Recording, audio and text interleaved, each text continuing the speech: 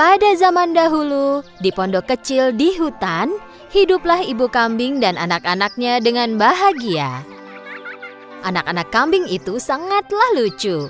Mereka terlihat seperti mainan. Ibu kambing, seperti ibu lainnya, mencintai anak-anaknya. Dia melindungi mereka dari hewan liar di hutan. Suatu hari, sebelum pergi mencari makanan, ibu kambing memanggil semua kambing dan berkata, "Anak-anakku sayang, aku akan pergi ke hutan. Jangan bukakan pintu untuk siapapun. Jika serigala masuk ke rumah, dia akan memakan kita semua hidup-hidup. Dia sangat licik, dia akan menyamar menjadi apapun dan mencoba menipu kalian." "Jadi bagaimana kami akan mengenalinya?" Serigala bersuara serak dan aku punya suara yang lembut dan indah. Jadi kau bisa segera mengenalinya dari suaranya yang berat dan serak. Saat akan pergi, ibu kambing ingat satu hal. Dia berbalik ke anak-anaknya. Satu lagi, kaki serigala berwarna hitam dan aku putih. Kalian juga bisa mengenalinya dari kakinya. "Jangan khawatir, Bu. Kami bisa menjaga diri sendiri. Kami bisa diandalkan." Ibu kambing mencium anak-anaknya satu persatu, lalu pergi ke hutan. Serigala mengawasi mereka dari jauh. Ketika dilihatnya ibu kambing pergi, dia menunggu sebentar, lalu datang ke pintu pondok dan mengetuk pintunya.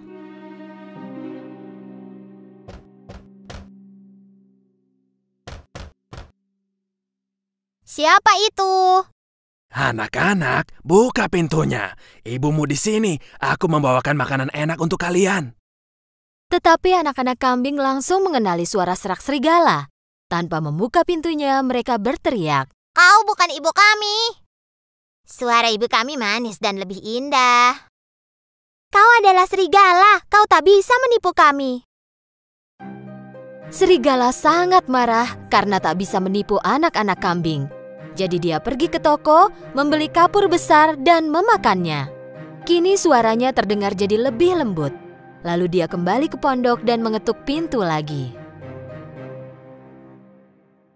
Kali ini, serigala mulai berbicara dengan suara lembut. Anak-anakku, buka pintunya. Ini ibu kalian. Aku bawakan makanan dari hutan untuk kalian. Mendengar suara lembut serigala, anak kambing pikir itu benar-benar ibu mereka. Tepat saat mereka akan membuka pintu, salah seorang dari mereka berteriak, Tunggu! Mari kita periksa kakinya dari bawah pintu."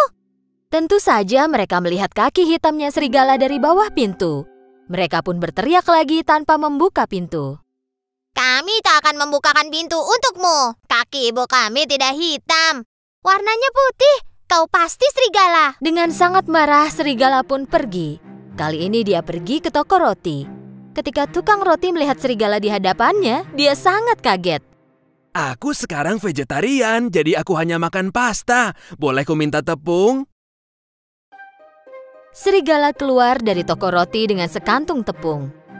Saat mendekati pondok, dia membuka kantung dan menuang seluruh tepung ke kakinya. Sekarang kakinya putih semua. Serigala licik itu mengetuk pintu pondok untuk ketiga kalinya. Anak-anakku, buka pintunya. Ini ibu kalian. Aku membawakan makanan untuk kalian dari hutan. "Tunjukkan dulu kakimu, jadi kami tahu kalau kau ibu kami." Serigala menunjukkan kakinya yang dilumuri tepung. Saat anak-anak kambing melihat kakinya, mereka percaya bahwa itu ibu mereka, lalu membukakan pintu. Dan apa yang mereka lihat?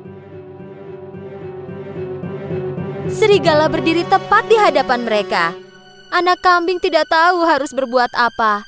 Mereka mulai berlarian, berteriak. Tidak usah lari, akan kutangkap kalian semua.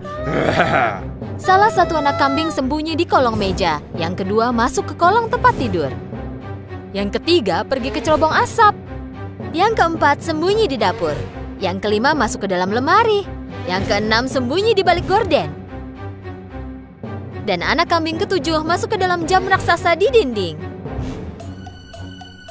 Tapi serigala licik sangatlah cepat. Dan satu persatu dia menangkap semua anak kambing. Lari! Kemari, jangan lari. Akan kutangkap kalian semua. Stop!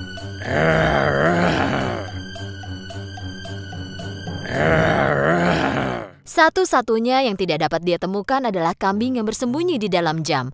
Dia sudah kenyang jadi tak meneruskan mencari kambing ketujuh lalu pergi. Ada halaman besar tak jauh dari pondok itu. Serigala berbaring di bawah pohon dan mulai tidur. Dan mendengkur.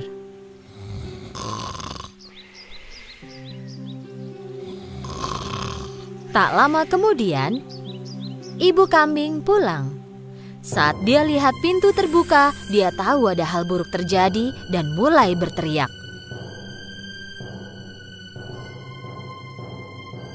"Ah, anak-anakku!"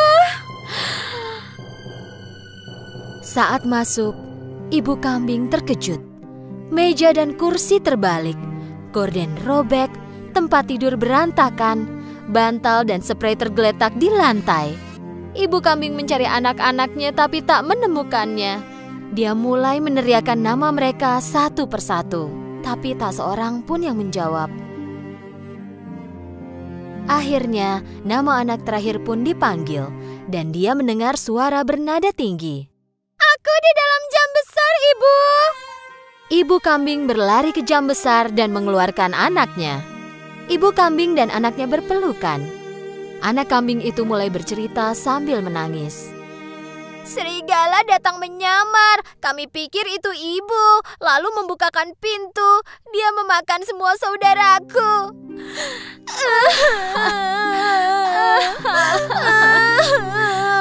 "Anak-anakku." Ibu kambing sangat marah. Dia menangisi anak-anaknya. Dengan satu anak yang tersisa, dia berjalan keluar dan menuju ke halaman. Kemudian mereka melihat serigala tidur di bawah pohon. Serigala mendengkur keras sehingga membuat cabang pohon bergoyang.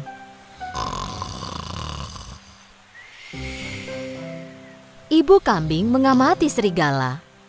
Dia sadar bahwa di dalam perut serigala ada sesuatu yang bergerak. "Ya ampun, apa itu anak-anakku ada di dalam perutnya dan mereka masih hidup?"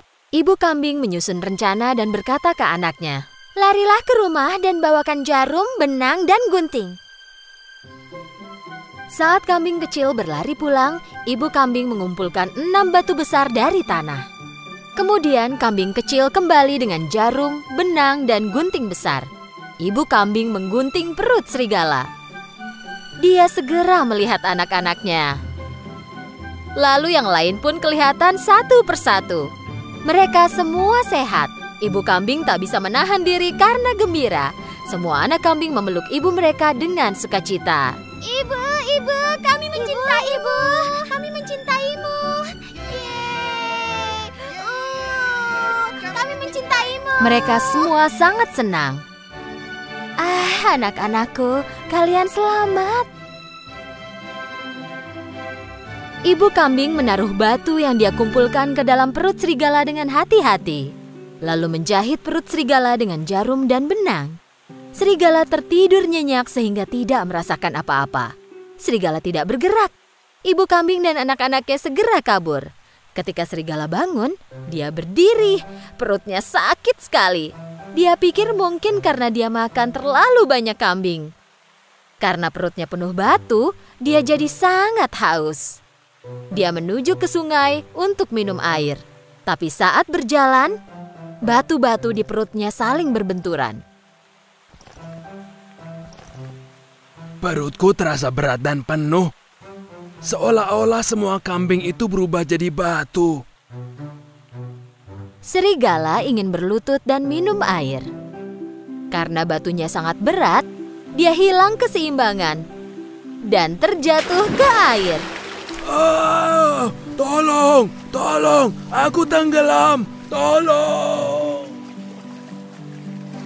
Berteriak minta tolong, tapi tak ada yang menolongnya. Serigala tak sanggup menahan berat batu itu lagi dan tenggelam. Saat melihat apa yang terjadi, ibu kambing dan anak-anaknya berlari ke sungai. Serigala mati. Yeay, serigala mati. Mereka menari dan melompat dengan bergandengan tangan. Sejak saat itu, ibu kambing dan ketujuh anaknya hidup damai dan bahagia di pondok mereka di hutan. Di negeri yang jauh sekali, tinggallah seorang pemilik penggilingan padi dan ketiga putranya. Saat meninggal, dia mewariskan penggilingan itu kepada putra pertama dan keduanya, dan mewariskan seekor kucing kepada putra bungsunya. Putra bungsu sangat sedih. Tidak seperti kakak-kakaknya, dia tidak mungkin bertahan hidup dengan warisan yang dia dapatkan. Putra bungsu melihat kucing itu dan berkata pada diri sendiri, "Apa yang bisa kau lakukan dengan seekor kucing? Kau bahkan tak bisa memakannya." Tapi tiba-tiba terjadi sesuatu yang tidak terduga. Kucing itu berbicara.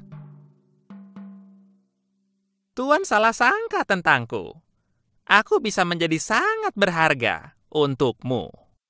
Putra bungsu terkejut melihat kucing yang berbicara. Dia pun bertanya dengan gemetar. Kau bagaimana mungkin? Jika Tuan membawakan karung kosong, sebuah topi, dan sepasang sepatu boot untukku, akan kutunjukkan caranya.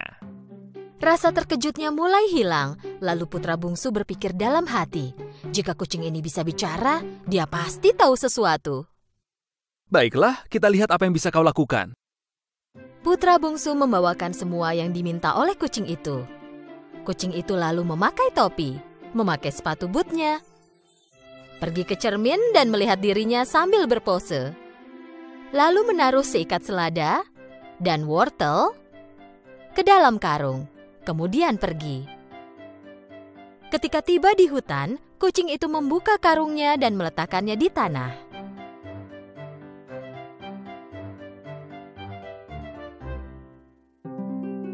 Tak lama kemudian, karena mencium aroma segar dari sayuran, seekor kelinci muncul.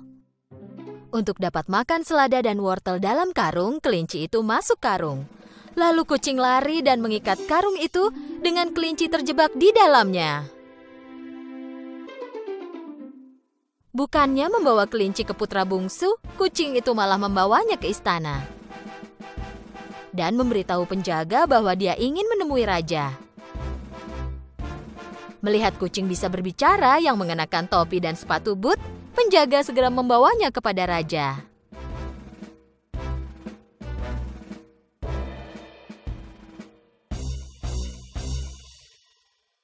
Yang mulia, saya persembahkan hadiah dari Pangeran Karabas untuk Yang Mulia. Tuan saya, Pangeran Karabas, baru saja menangkap kelinci ini untuk Anda. Raja sangat terkesan dengan hadiah itu. Selama beberapa waktu, kucing bersepatu boot itu terus-menerus membawakan hewan tangkapannya kepada raja. Dan tak lama kemudian, semua orang di kerajaan itu mulai membicarakan tentang kebaikan dan kekayaan Pangeran Karabas. Hari berlalu, dan rasa ingin tahu raja semakin bertambah. Jadi dia bertanya pada kucing itu,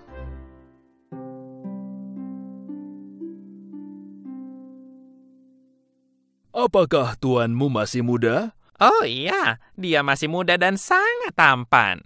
Apa dia kaya? Sangat kaya, Yang Mulia. Dia akan sangat senang menyambut Anda di istananya.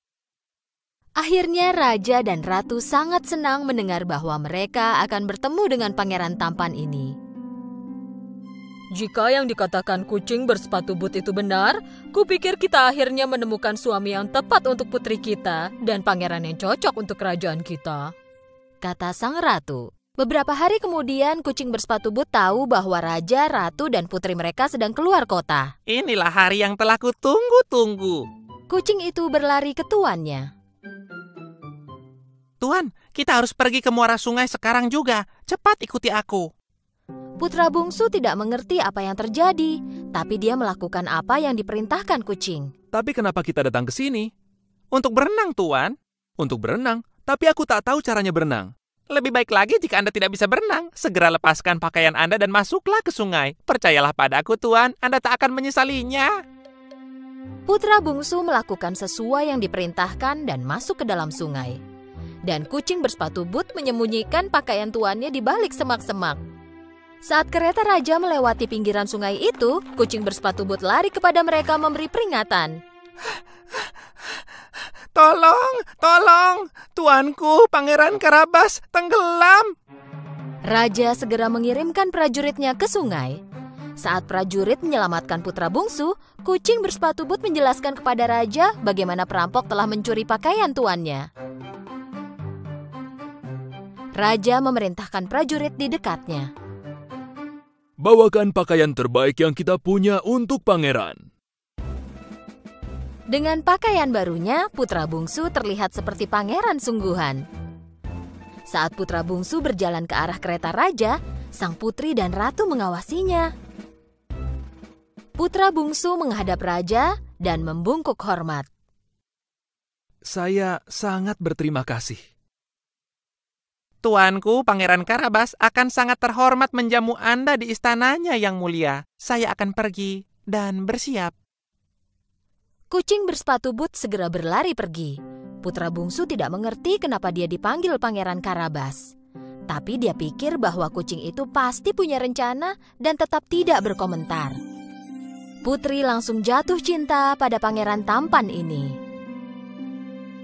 Sambil berlari cepat ke sebuah istana yang merupakan milik dari seorang raksasa jahat, kucing berteriak kepada para petani yang bekerja di sepanjang jalan.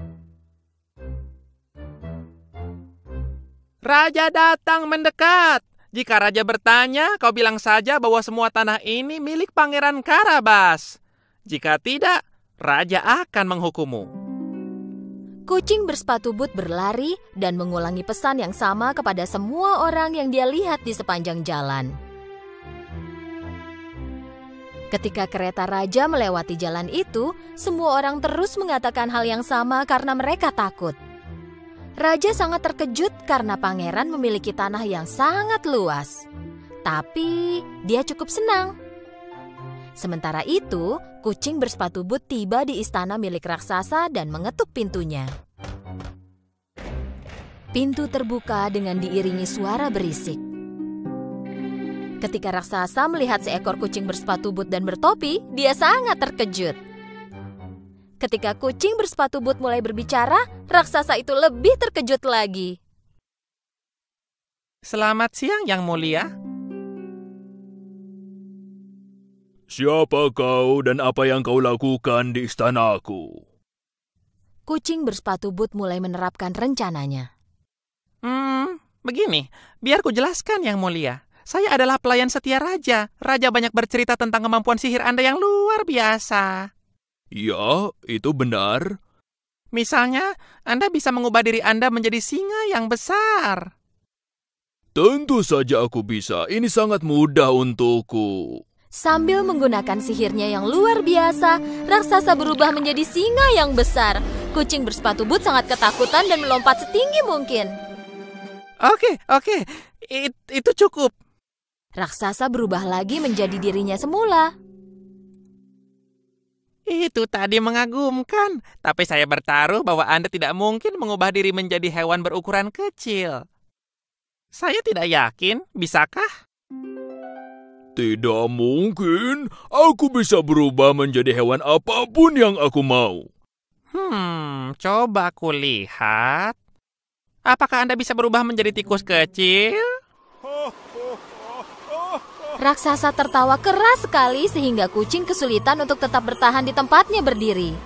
Dan demikianlah raksasa menggunakan kekuatan sihirnya dan berubah menjadi seekor tikus.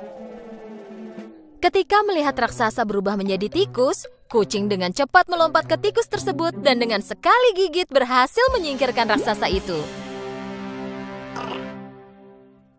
Sementara itu, kereta raja mendekati istananya raksasa, dan kucing segera berlari menyambut raja.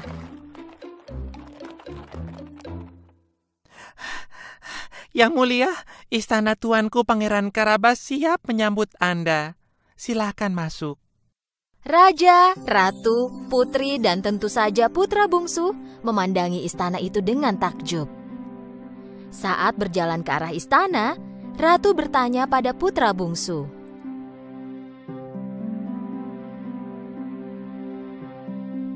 Pangeran, apakah kau sudah menikah? Tidak, Yang Mulia. Jika Anda mengizinkan saya menikahi putri cantik Anda, saya berjanji akan membahagiakannya. Pesta besar pun disiapkan di istananya raksasa. Lalu pangeran dan putri pun bertunangan. Tak lama kemudian, mereka menikah.